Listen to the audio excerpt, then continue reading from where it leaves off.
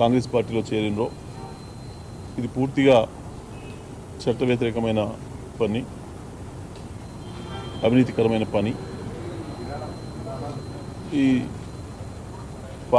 Party ఫిరాయింపుల నిరోధక చట్టం ఉన్నది అని తెలిసి కూడా మరి వారు ఈ రకంగా పార్టీ మారడం అనేది సరైనది కాదు.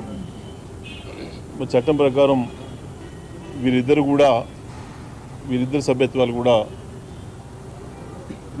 రద్దు కావాల్సి ఉన్నది. దాని కొరకు బీఆర్ఎస్ పార్టీ నుంచి మేము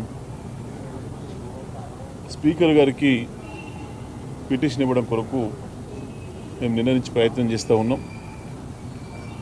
నిన్న స్పీకర్ గారు స్వయంగా నాతో మాట్లాడి నేను చెప్పిన మీ నివాసానికి నేను దగ్గరలోనే ఉన్నా, 3-4 నిమిషాల్లో చేరుకోగలిగినంత దూరంలోనే ఉన్నా, మీరు పిలిస్తే రావడానికి సిద్ధంగా ఉన్నా, మీరు ఎప్పుడు పిలిచినా వస్తాను అని చెప్పినాను. అయితే వారు నేను ఇప్పుడు చూసి చెప్తా మీకు సమయం ఈరోజు సాయంత్రం అవుతుందా రేపు ఉదయం అవుతుందా అనేది నేను నా వెసులుబాటును చూసుకొని చెప్తా అని చెప్పాను. తప్పకుండా స్పీకర్ గారు వారికి ముందే కార్యక్రమాలు ఉండవచ్చు కాబట్టి నేను ఇక్కడే వారి కొరకు వెయిట్ చేస్తూ ఉంటుంది. నేను రాత్రి 7-8 గంటల వరకు కూడా ఇక్కడ నిరీక్షణ చేసి వారి ఓఎస్డీకి వారి ప్రయత్నం చేస్తే స్పీకర్ గారు దొరకలేదు, వారి ఓఎస్డీకి చెప్పి మరి ఇట్లా స్పీకర్ గారు మాట్లాడి వారు స్వయంగా సమయం ఇస్తా అని చెప్పాను. నాకు ఇంకా ఏం చెప్పలేదు.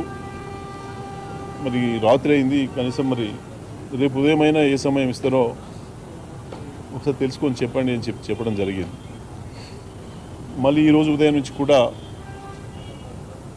నేను ప్రయత్నం చేస్తూనే ఉన్నా. మరి ఇంతకుముందు ఒక గంటన్నర క్రితం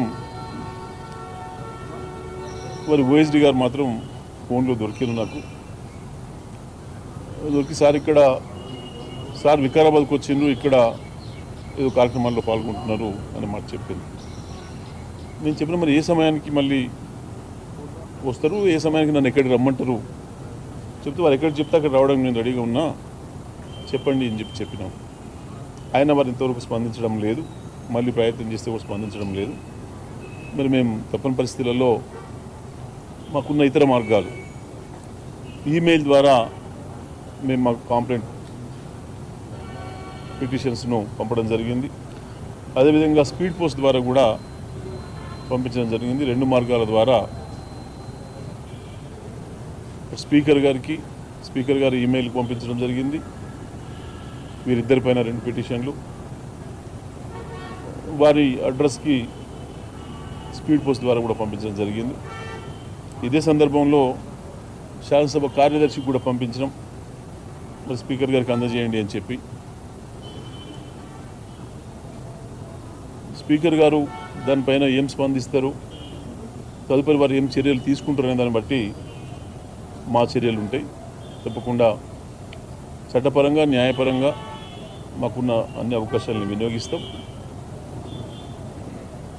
వారు ఇద్దరు కూడా వారి సభ్యత్వాలు, శాసనసభ సభ్యత్వాలు రద్దు చేయించడానికి మేము అన్ని రకాల ప్రయత్నం చేయించి తీరుతాం.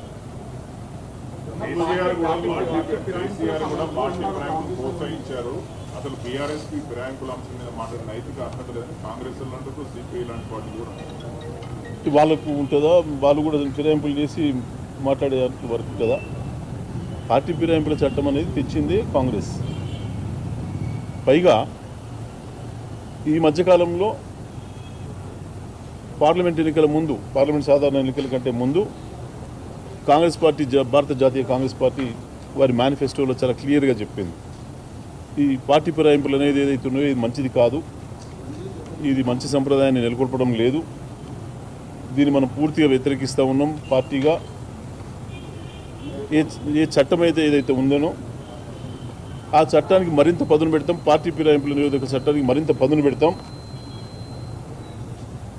ఫిరాయింపు జరిగిన రోజే, పార్టీ కండువా మార్చుకున్న రోజే ఆ అభ్యర్థి యొక్క సభ్యత్వం, అది పార్లమెంట్ సభ్యత్వమైనా, శాసనసభ సభ్యత్వమైనా, రాజ్యసభ సభ్యత్వమైనా, శాసన మండలి సభ్యత్వమైనా పోయే విధంగా చట్టాన్ని తీసుకొస్తాం అని చెప్పి స్పష్టంగా ప్రజలకు హామీ ఇచ్చారు, భారత ప్రజలకు హామీ ఇచ్చారు. పాంచన్యాయి సూత్రాల్లో కూడా దాన్ని చేర్చాను, మేనిఫెస్టోలో పెట్టాను. దీని ఆధారంగానే ప్రజలు ఓట్లేసింది. కాంగ్రెస్ మేనిఫెస్టో చూసి ప్రజలు ఓట్లేసింది. ఓట్లేసిన ప్రజల్ని చీట్ చేస్తున్న, ఇంత నగ్నంగా మోసం చేస్తున్న కాంగ్రెస్ పార్టీకి అర్హత లేదు మాట్లాడడానికి. ఆ మాట్లాడిన ఆయన ఎవరో ఒకసారి కాంగ్రెస్ పార్టీ మేనిఫెస్టో చూసి మాట్లాడమని చెప్పండి ఎవరైనా మాట్లాడదలుచుకుంటే. దాన్ని మేమనడమే కాదు, ఇటువంటి సిగ్గుమాలిన పని మనం చేయొద్దు అని చెప్పి ఆ పార్టీకి సంబంధించిన సీనియర్ నాయకులు, శాసనమండలి సభ్యులు జీవన్ రెడ్డి గారు నిన్న స్పష్టంగా చెప్పారు. ఇటువంటి సిగ్గుమాలిన పని కాంగ్రెస్ పార్టీ చేయకూడదు, భారత జాతీయ కాంగ్రెస్ పార్టీ విధానానికి విరుద్ధము అనే మాట గత 4-5 రోజులుగా స్పష్టంగా చెప్తున్నారు వారు. దానికి వ్యతిరేకంగా వారు రాజీనామాకు కూడా సిద్ధపడరు. నిన్న ఇది కాంగ్రెస్ పార్టీ నిర్ణయం కాదు, ఇది రేవంత్ రెడ్డి సొంత ఆలోచనలు అమలు చేస్తున్నారు అనే మాట కూడా వారు చెప్పారు స్పష్టంగా. దీని వెనకాల ఇంకొక ఎజెండా ఉంది, కాంగ్రెస్ పార్టీని బదనం చేసే ఎజెండా ఉంది, కాంగ్రెస్ పార్టీని బలహీనం చేసే ఎజెండా ఉందన్న విషయాన్ని కూడా వారు పరోక్షంగా తెలియజేశారు సీనియర్ కాంగ్రెస్ నాయకుడిగా. మరి మీతో అన్న ఆయన ఎవడో, ఆయన ఒక్కసారి జీవన్ రెడ్డి గారితో మాట్లాడినాక మళ్ళీ మాట్లాడమని చెప్పారు.